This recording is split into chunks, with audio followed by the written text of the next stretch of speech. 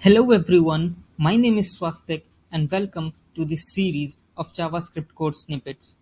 In this series, we are going to take a look at some of the most commonly used and most useful JavaScript code snippets which will help you with everyday JavaScript development. So the first snippet in this series is the HTTPS redirection snippet. So what this snippet do is if you load your web page with HTTP protocol, it will automatically redirect it to HTTPS protocol. You see, that's what exactly happened here. Now let's see this in code.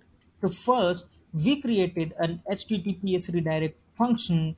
In there, we have an if statement which checks if the protocol is not HTTPS.